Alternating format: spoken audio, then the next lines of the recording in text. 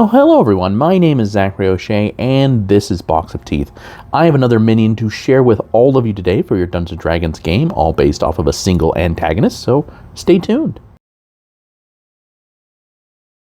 As a refresher, here in February, we're going ahead and covering the Lodge Master, who is an antagonist for a horror-based D&D campaign.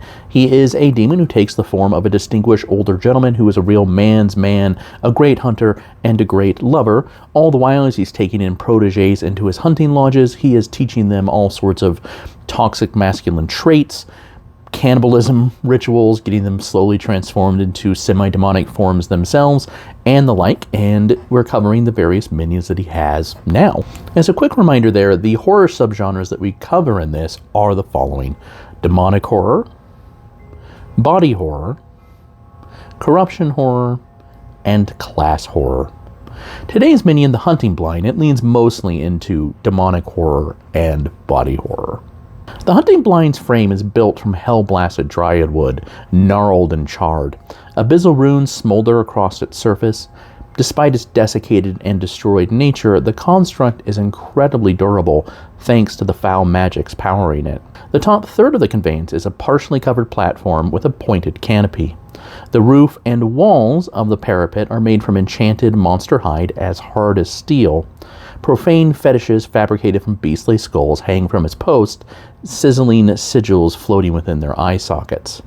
Now, these grisly talismans hanging from the Hunting Blind are not just for show. Each is laced with malevolent magic that lashes out whenever a battle is joined. Demonic symbols crackle within the skull's sockets, their glares lancing foes with destructive spells. Once removed from the construct, these fetishes lose their power, though within moments.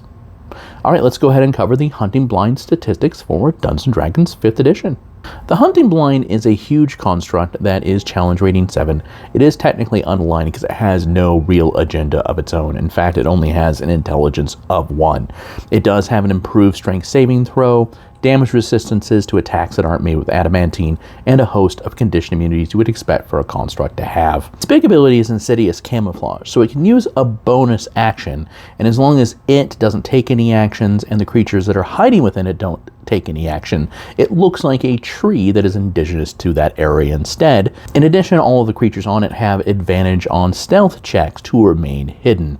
This plays into Parapet, which is one of its other abilities. Creatures within the parapet are invisible if they are ducked down all the way because they are covered by the parapet. In addition, if they aren't, they do have a half cover against all attacks and gain a +2 bonus on all dexterity saving throws. Well, invisibility is not the right way to put it. It's just more that they gain total cover if they duck down. So if you're looking from a different angle, you can see them just fine. It does have a mutable form, so its shape cannot be changed by magic, and it does have magic resistance. Now, while it's rooted to the ground, it does technically have a stomp attack, but that's not its greatest threat. It has glaring fetishes that I mentioned earlier in the description of what's going on with it, and these work very similar to Beholder Gaze attacks. There's a variety of different glares that it can do, one that causes bleeding damage, so necrotic damage over time, one that does fire damage, one that charms, one that fills a subject's lungs with water and they have to make a save so they don't keep drowning every round, one that causes fear, another that causes a thorny vine to sprout around the target and ensnare them in place and do damage. So it's got a variety of abilities that it can use, and again, it can attack up to 3 targets per round, which makes it pretty powerful. Again, why it's a challenge rating 7. Of course, it is unlikely a Hunting Blind is going to be encountered all by itself. It doesn't have lodge members that are inside of it, which we're going to be covering, of course, very soon, the various kind of lodge members there are, which are all pretty devious. Hope you enjoy the Hunting Lodge. I'd love to hear how we'd use such a creature in your own campaign, whether it's with a Lodge Master or just maybe orcs or kobolds or something could have it to really challenge high-level players.